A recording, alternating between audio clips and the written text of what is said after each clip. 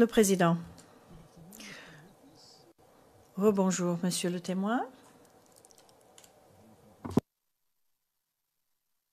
Good afternoon to everybody. Et rebonjour à tous. Maître Altit, vous pouvez poursuivre. Merci, monsieur le président.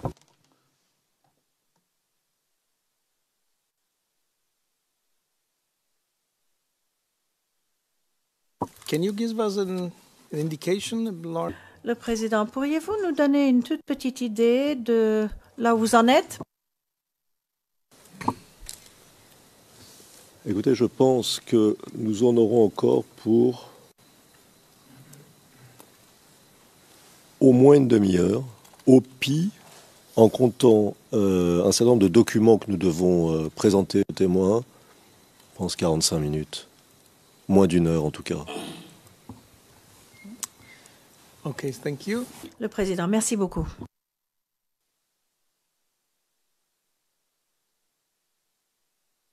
Alors, monsieur le témoin, nous nous sommes quittés au moment où nous parlions de vos rapports, en quelque sorte, avec les enquêteurs du bureau du procureur.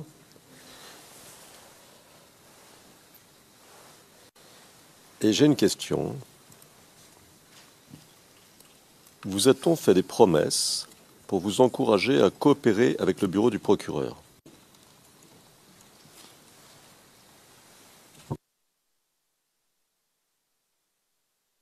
À ma connaissance, je ne vois pas quel genre de promesses qu'on m'aurait faites pour collaborer avec le bureau du procureur.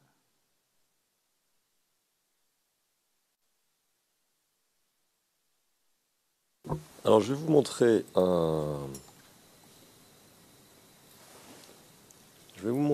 un document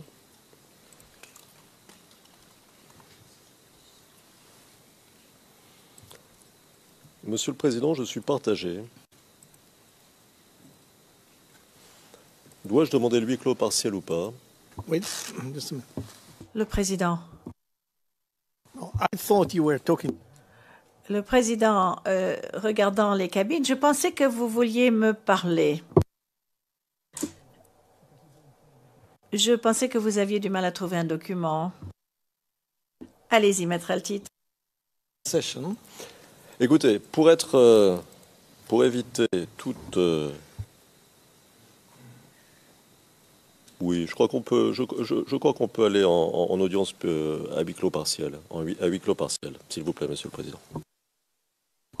For a long time. Le président, pour une longue période ou... Temps.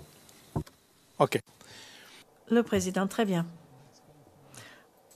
Passons quelques instants à huis clos partiel, s'il vous plaît.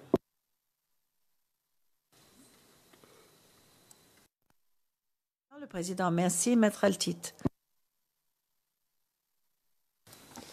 Alors nous parlions des réserves que vous et ou votre avocat aviez émises sur les conditions de l'entretien. Je vais lire votre déclaration antérieure, dont le numéro est 0016-0014, page 0025. Et je vais attendre un tout petit peu que tout le monde soit prêt.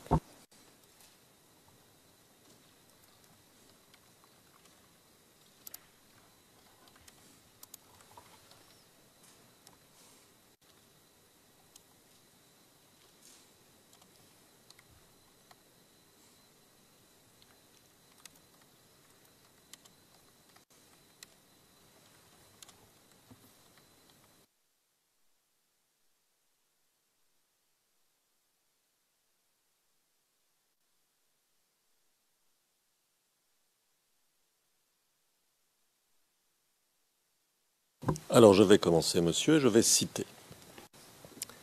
Avocat. OK. Aujourd'hui, par exemple,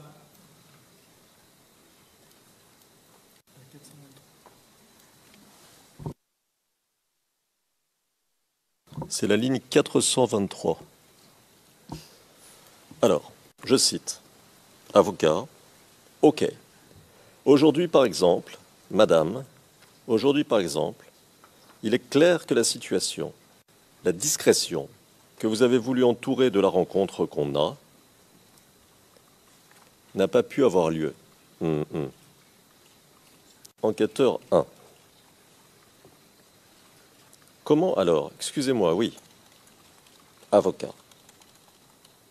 Oui, la discrétion n'a pas pu avoir lieu. C'est-à-dire que tous les militaires, tout le monde nous a vus rentrer ici, etc., etc. Enquêteur 1. Oui, mais... Avocat, non. Enquêteur 1. Il ne sait pas avec qui M. Bipoint est en train de parler. Avocat. Vous croyez? Enquêteur 1. Bon. Si vous avez communiqué quelque chose, peut-être. Avocat. Moi, avec qui? Depuis que je suis entré, vous m'avez vu parler avec qui? Non, je veux dire, tout le monde. La dernière fois, moi, je vous ai vu ici. Enquêteur 1. Avocat, voilà. Enquêteur 1. Non, non, je sais. Avocat, je vous ai vu. Et les gens en bas, tout le monde savait que vous êtes du CPI. Fin de citation. Est-ce que c'est bien l'échange qui a eu lieu entre votre avocat et les enquêteurs du bureau du procureur, monsieur? Vous avez dit oui, hein, parce que J'ai dit oui. Pardon. Alors, votre avocat mentionne des militaires. Est-ce à dire que vous étiez, lors de l'entretien, au milieu d'un va-et-vient de militaires, ou même qu'il y avait des militaires à proximité? Les militaires dont il s'agit ici sont ceux qui gardent l'entrée de la cellule spéciale. Et puis, comme j'étais détenu, quand je suis arrivé, j'étais escorté par quelques militaires qui sont peut-être arrêtés, qui sont arrêtés à la porte du bureau de l'avocat, du juge d'instruction.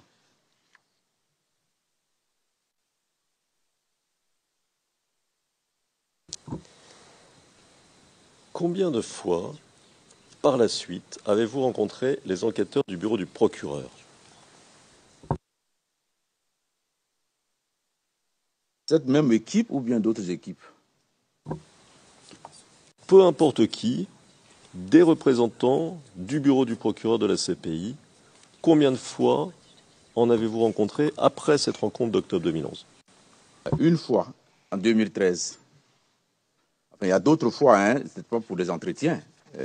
Monsieur le procureur lui-même, il est venu souvent, mais ça, ce n'est pas pour être entendu. C'était des entretiens, ça durait peut-être une demi-heure, puis je rentrais.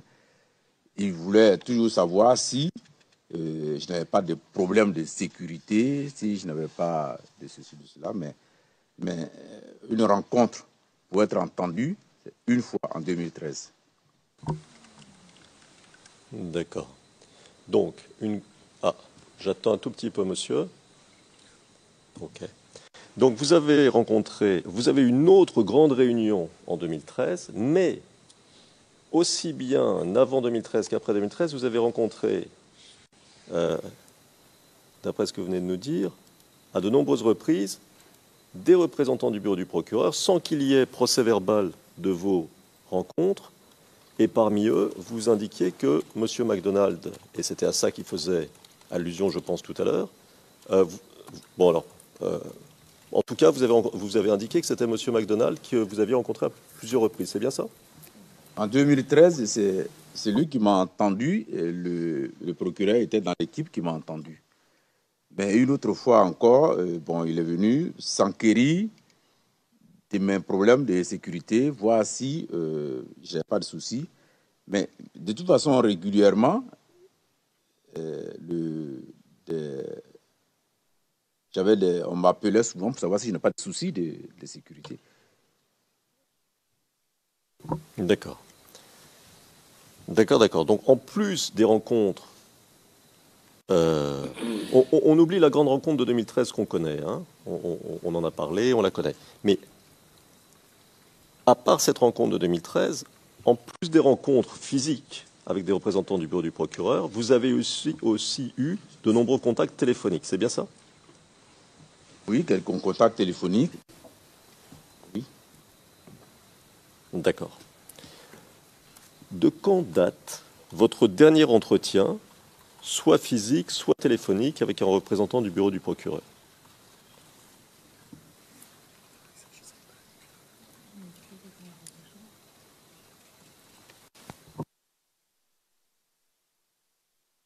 Je réfléchis parce que les dates, ça pose toujours quelques petits soucis.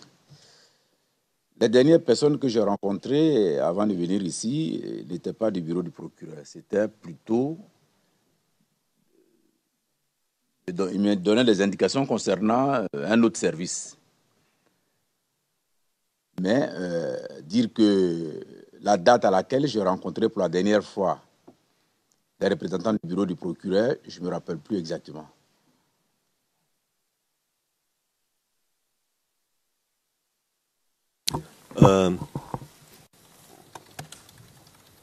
Une idée de la période?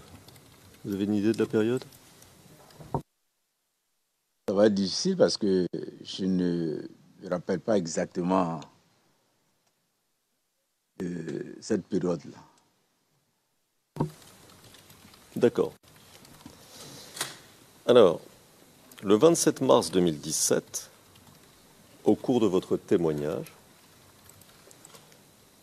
vous avez dit, et c'est dans les transcrits français du 27 mars, page 8, à la ligne 25, je vous cite, « J'attends un peu et tout le monde est prêt, donc je vous cite, « Les juges d'instruction qui avaient le dossier m'ont entendu plusieurs fois, et puis j'ai été mis en examen, inculpé, mais je suis resté en liberté jusqu'à maintenant. »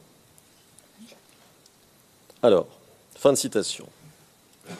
Donc vous nous parlez d'inculpation, de mise en examen. Dans combien de dossiers? Je crois que vous avez cité 2 dossiers, mais je voudrais que vous nous le confirmiez. Y en a-t-il plus? 2 dossiers. D'accord. Ma question, est-ce que ces poursuites sont toujours pendantes?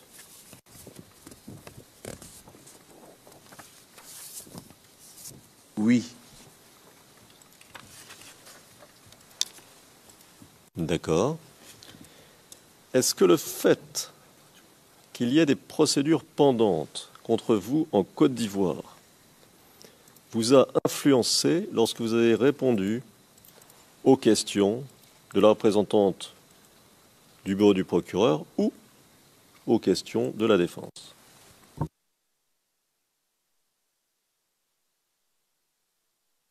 Je pense que depuis lundi, que nous tous, on est dans cette salle, vous-même, maître, vous avez écouté les différentes réponses que je donnais à madame le procureur. Est-ce que vous avez senti dans ces réponses que j'étais stressé, angoissé, ou bien que j'avais quelques inquiétudes que ce soit? Je ne crois pas personnellement. Mon objectif, c'était de répondre à toutes les questions que madame le procureur m'a posées et de répondre à ces questions devant l'honorable cour ici, conformément à mon engagement de dire la vérité, toute la vérité et rien que la vérité.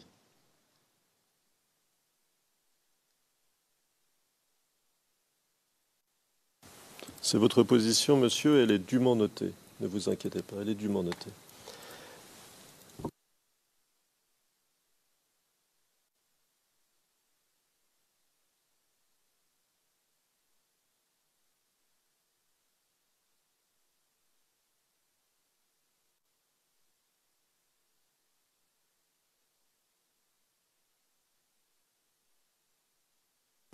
Alors, monsieur le président, madame, monsieur, maintenant, avec votre permission, Nous allons nous livrer à un petit exercice.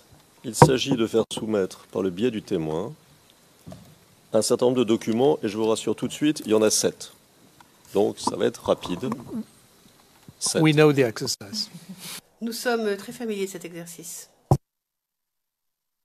Si on les introduire par ce témoin, c'est Madame Naouri qui va les montrer au témoin. Et aussitôt que nous aurons terminé, je reprendrai la parole pour quelques minutes, pas plus.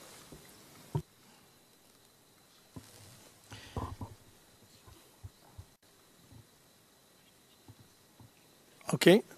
Madame. Allez-y, Maître Naouri.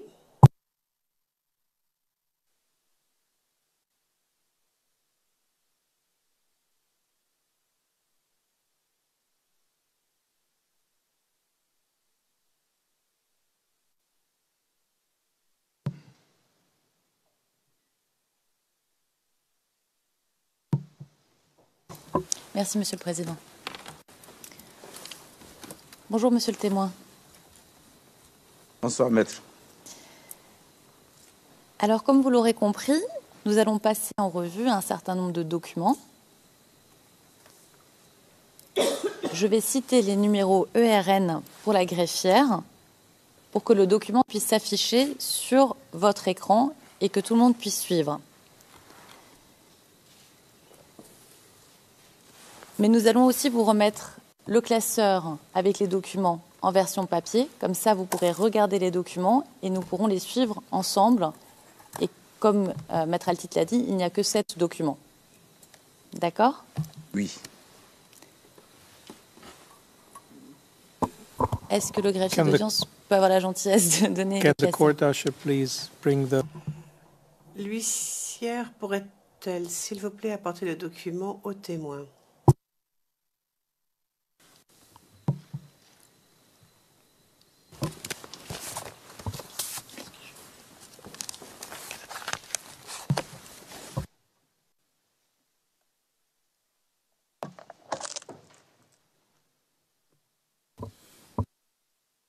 Yes, please. Allez-y. Merci, Monsieur le Président. Alors, Monsieur le témoin, si vous ouvrez le classeur que vous avez devant vous, le premier document porte le numéro ERN 0071 05 94. Et nous allons aller à la page 0595, c'est-à-dire la deuxième page dans le classeur que vous avez devant vous.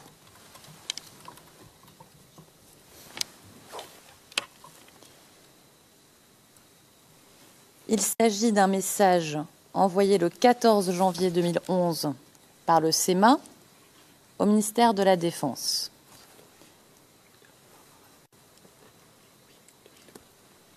Est-ce que vous voyez ce document, Monsieur le témoin ? Oui. Vous êtes destinataire de ce document, n'est-ce pas? Pour info. Oui. Vous nous dites que vous êtes destinataire pour information, c'est bien ça? Tout à fait, maître.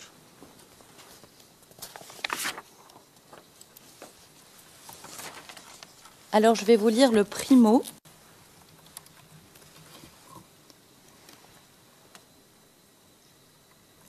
Il nous parvient de façon récurrente ce qui suit.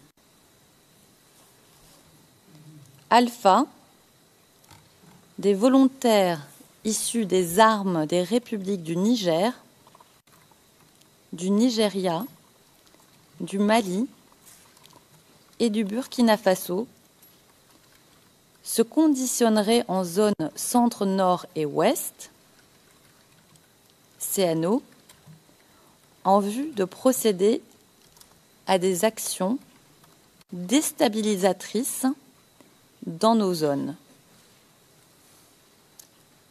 Bravo. Les engins de l'ONU leur serviraient de vecteurs de mobilité. Charlie, certains seraient hélicoptés et d'autres transportés par voie terrestre. Fin de citation.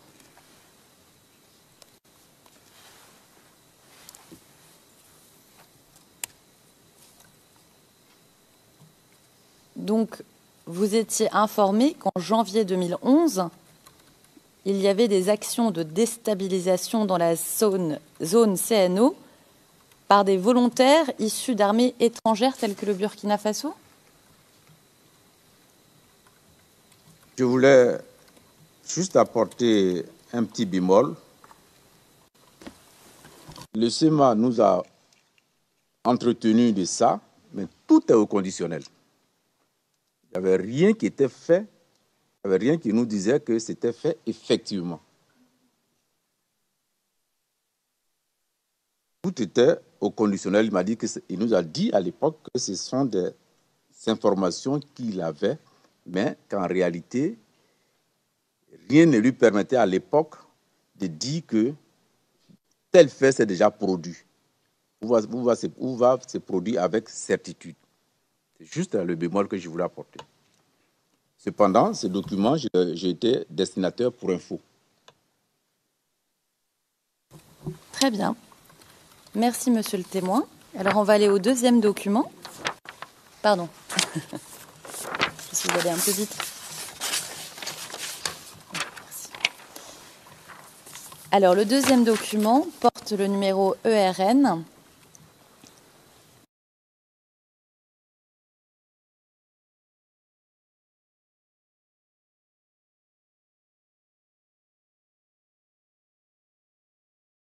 « 0045 06 16.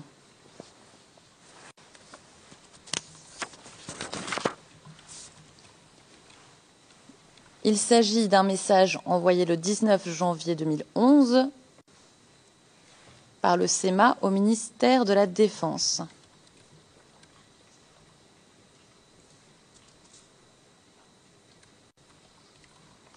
Est-ce que vous voyez ce document, monsieur le témoin? Oui, 19 janvier 2011. Très bien. Et vous êtes destinataire de ce document, n'est-ce pas?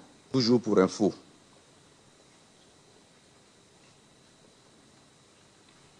Très bien.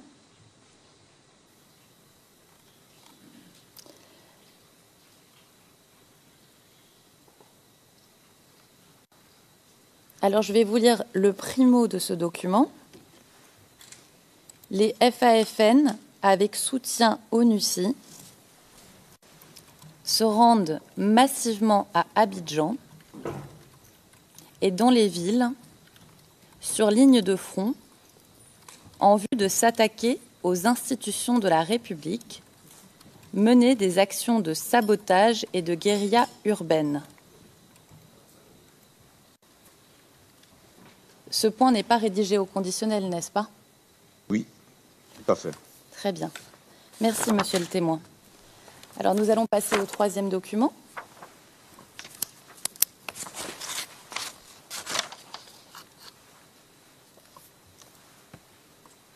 Qui porte le numéro ERN 0071 05 96.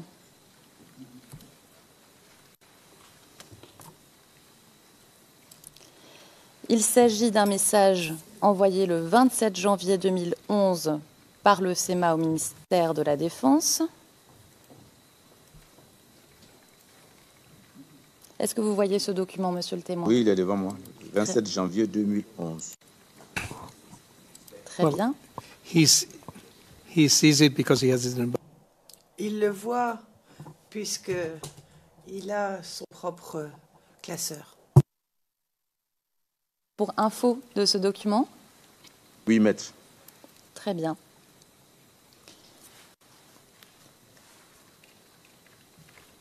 Alors, je vais vous lire le primo de ce document. Des informations persistantes font état de ce qu'un commando constitué de forces spéciales françaises et de burkinabés, estimé à plus de 300 éléments, effectue des patrouilles avec des blindés à Bouaké. Ce n'est pas rédigé au conditionnel. Oui, tout à fait. Très bien. Merci, monsieur le témoin. Alors nous pouvons passer au 4e document.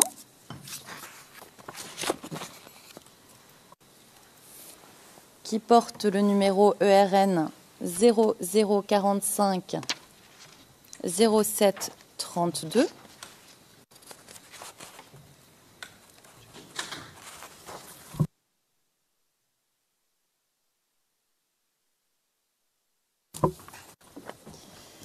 Alors, il s'agit d'un bulletin quotidien d'information établi par le chef PC Opération en date du 17 septembre 2010.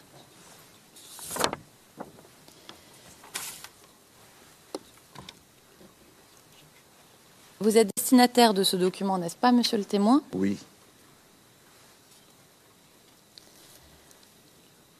Alors, je vais vous lire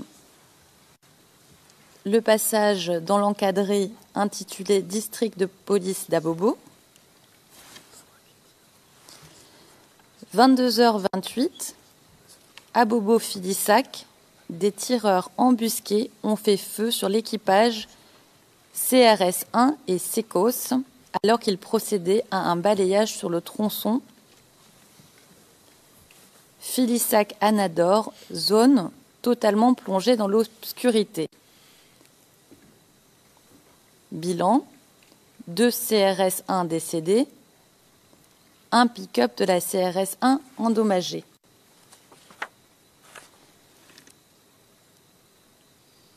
Est-ce que vous vous souvenez de cette attaque menée par des tireurs embusqués à Abobo le 17 décembre 2010 contre un équipage de la CRS-1 et du Secos? Oui. Quand les éléments sont rentrés, ils ont fait le compte-rendu et on a repris dans nos synthèses. Très bien. Merci, monsieur le témoin. Alors, nous pouvons passer au 5e document.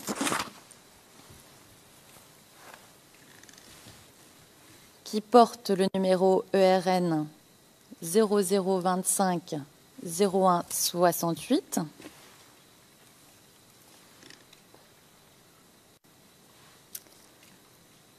Alors, il s'agit d'une note d'information établie par le Secos en date du 7 janvier 2011. Vous confiez... Alors, on me dit d'attendre que ce soit affiché sur l'écran pour tout le monde aussi. C'est OK. Ce document provient bien du Secos, n'est-ce pas? Affirmatif.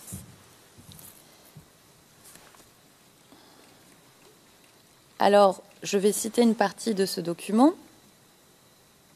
Selon une source, des éléments de la rébellion basés à Vavois projettent de s'infiltrer jusqu'à Abidjan par des moyens de transport en commun.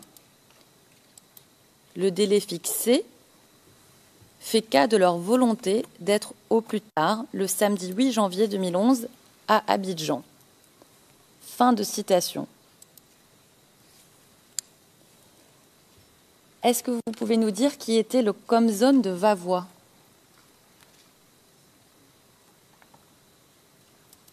Pendant longtemps, c'était le commandant Koné Zakaria, mais après, il est parti. Celui qui est venu, je ne le connaissais plus. Et si je vous dis Isiaka Ouattara dit Ouattao, est-ce que ça vous rafraîchit la mémoire? Oui, il était plutôt à Séguéla. Bon, peut-être qu'il couvrait Vavois aussi, sinon il était plutôt à Séguéla. C'est lui qui a succédé à Koné Zakaria. Très bien, merci monsieur le témoin. Alors, nous pouvons passer au document numéro 6, qui porte le numéro ERN 0043 0452.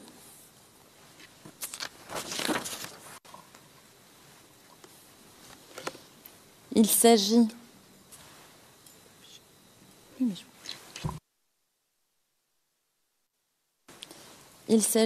d'un message radio adressé par le commandant de brigade de Yopougon le 14 avril 2011, notamment au commandant du SECOS. Donc, est-ce que vous confirmez que vous étiez bien destinataire de ce document?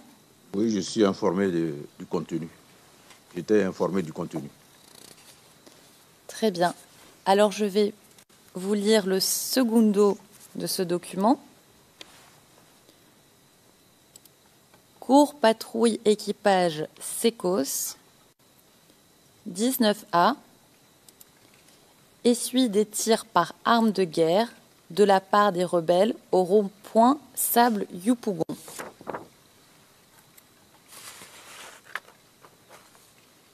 Donc les rebelles n'étaient pas uniquement positionnés à Abobo en mars 2011, mais aussi à Yupougon, n'est-ce pas? Il y avait quelques infiltrations dans tous les quartiers limitrophes.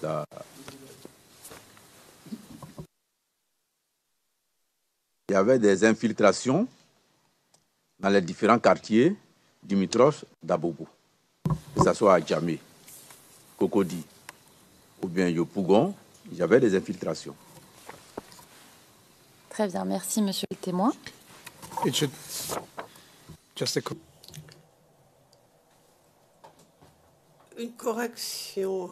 Les rebelles n'étaient pas seulement à Bobo en avril 2011, mais aussi à Yupougon, et pas à Bobo, alors que sur la transcription en anglais, il est écrit 2 fois à Bobo. C'est une erreur.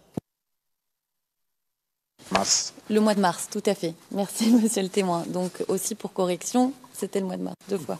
Merci monsieur le président.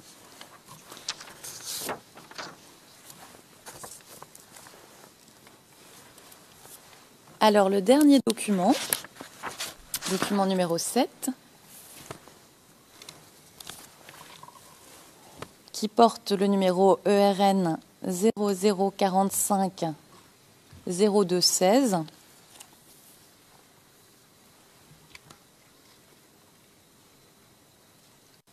Il s'agit d'une lettre du chef de district de police de Yupougon au préfet de police d'Abidjan en date du 14 mars 2011.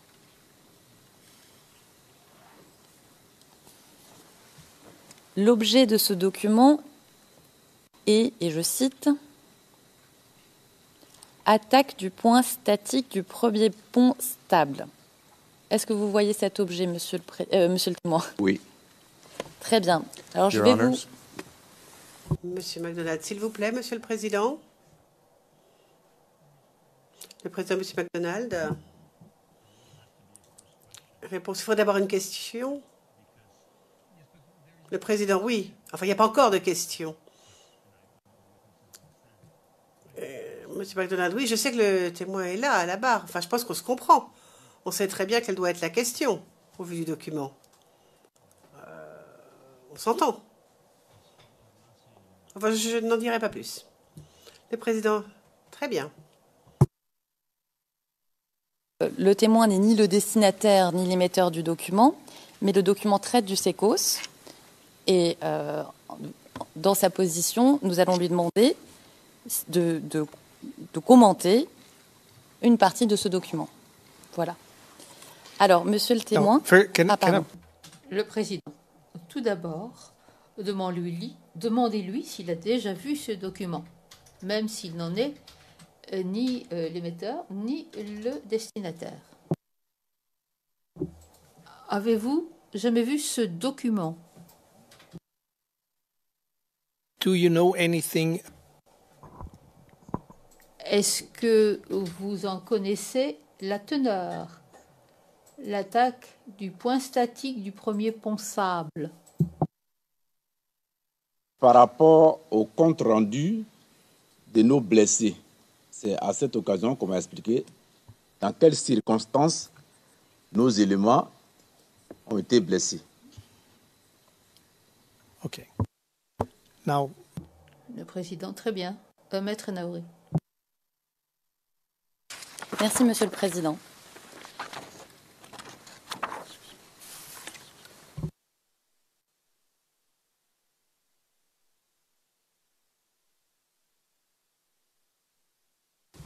Alors, est-ce que vous pouvez nous dire dans quelles circonstances ils ont été blessés? Ils ont expliqué qu'il y a eu des échanges parce qu'eux, ils n'ont pas... toute la partie antérieure, ils n'étaient pas présents. C'est quand sur le réseau, il a été signalé les faits qui font l'objet de toute la première partie du document, qu'ils sont lancés à la poursuite selon les descriptifs qui ont été faits. Et puis, il y a eu des échanges de coups de feu. Ils ont été blessés. Et puis, ils ont poursuivi quelques-uns, ils ont poursuivi les malfaiteurs. Et en définitive, la police avait rendu compte que la même nuit que les malfaiteurs, parmi les malfaiteurs, 2 ont été abattus. D'accord. Et à la fin du document, donc à la 2e page, 0217, il est indiqué, pour l'heure, le bilan que l'on peut faire est GR 3 blessés, Sécos 4 blessés, Rebelle 2 morts et 1 disparu. Est-ce que vous confirmez? Oui. Très bien, monsieur le témoin. Je vous remercie. Je n'ai pas d'autres documents à vous montrer.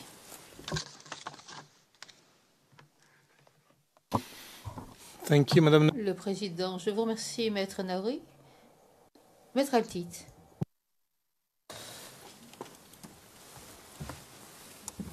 Monsieur le témoin. Alors, j'ai une question. Pourquoi avez-vous refusé de recevoir ou de rencontrer la défense?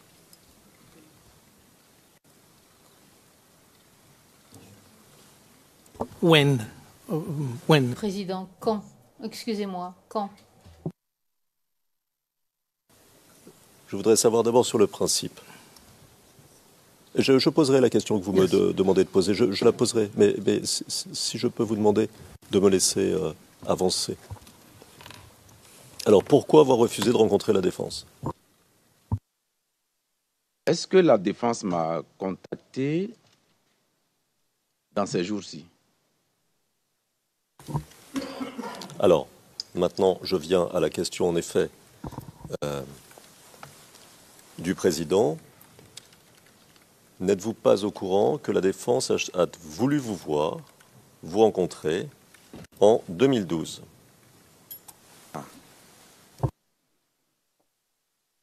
Quand j'ai eu l'information, je suis allé échanger avec mon conseil. Et il m'a dit, depuis quand vous faites des témoignages, vous faites les entretiens avec le bureau du procureur? Je lui ai dit depuis 2011. Et comme lui-même, il m'a accompagné au moins à une reprise ou 2, au cours des entretiens avec le bureau du procureur, il m'a donc dit, dans ces conditions, vous ne pouvez pas être témoin du procureur et témoin de la défense. Et donc, c'est par rapport à ça que moi, j'ai dit, je suis déjà témoin du procureur.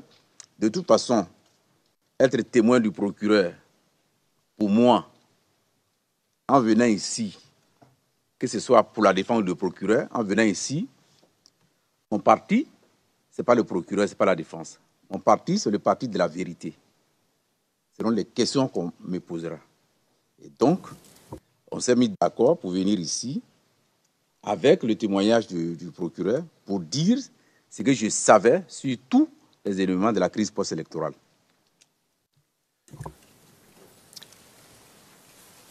Donc, c'est votre conseil qui vous a déconseillé de répondre à la défense, c'est bien ça? Oui, je ne pouvais pas prendre des initiatives comme ça sans échanger avec mon conseil. Your Honors, J'ai pas tout à fait terminé, si vous permettez. I'm objecting. Monsieur McDonald, Monsieur le Président, je fais objection. C'est une communication privilégiée, le Président. Oui, certes, mais il n'y a rien sur le fond. On ne dit rien sur le fond. Monsieur McDonald, je le comprends bien, Monsieur le Président. Le témoin est tout à fait capable de répondre. Mais là, on entre dans les relations client-avocat. Le président, je ne permettrai pas que ça soit le cas, mais dire que c'est le Conseil qui lui a donné cet avis-là, ça m'a l'air tout à fait légitime. Et on va voir comment les choses vont évoluer. Maître Altit, vous-même ne souhaitez pas que quelque chose que vous auriez discuté avec votre client fasse l'objet de questions du procureur. Faites attention où vous allez. De raconter le contenu de conversations privilégiées, on lui demande qui lui a conseillé de ne pas rencontrer la défense. Et c'est important, parce que le témoin, vous, monsieur... The counsel. The counsel. Le président, le conseil. Que la raison était qu'il ne voulait pas être témoin pour l'un et pour l'autre, mais ce n'est pas comme cela que ça a été présenté. La défense n'a jamais voulu que vous soyez son témoin, puisque vous aviez déjà été approché par le bureau du procureur. Elle a demandé à vous parler par les circuits normaux, c'est-à-dire en passant par le bureau du procureur, et donc c'est le bureau du procureur qui a dû vous dire c'est un circuit normal, ils ne veulent pas que vous soyez témoin de la défense, ils ont le droit de passer par nous, puisque vous êtes notre témoin, le témoin de l'accusation, de passer par nous pour vous parler. Est-ce que personne ne vous a dit ça, monsieur? Personne ne m'a dit quoi, s'il vous plaît? Je vais reformuler. Je sais que c'est un peu compliqué. Une fois que vous êtes témoin, ici de l'accusation, l'autre partie... It's not... No, come on. Le président, allons, non, ce n'est pas compliqué, c'est très simple. Son conseil lui a donné pour avis de ne pas vous rencontrer. Ça m'a l'air légitime et je vais mettre un terme à cela, ici. Alors, je vais poser la question, monsieur le Président, de manière très simple. Président, non. On s'arrête. Non, Madame Nouri. Ce n'est pas la peine pour vous d'intervenir. On s'arrête. Le bureau du procureur vous a indiqué que c'était une procédure normale et qu'il ne s'agissait pas d'être interrogé comme témoin de la défense. Avez-vous eu cette information, monsieur? Non, moi je me suis entretenu avec mon conseil à moi, qui est ivoirien.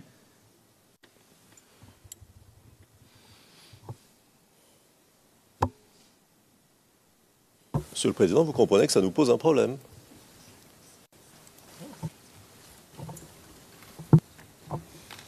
No, I don't see that. Le président, non, je ne vois pas où est le problème pour vous. Je ne sais pas où vous souhaitez aller.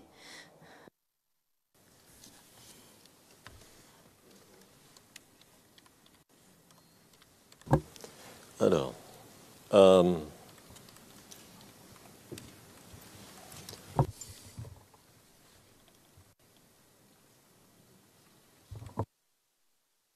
Monsieur le Président, cela conclut l'interrogatoire du témoin par la défense de Laurent Gbagbo. Thank you. Le président, je vous remercie.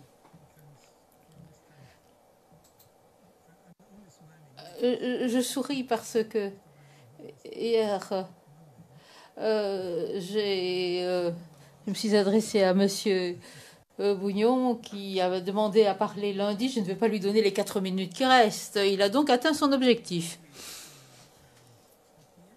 Nous allons nous arrêter maintenant. Nous avons le week-end devant nous et lundi,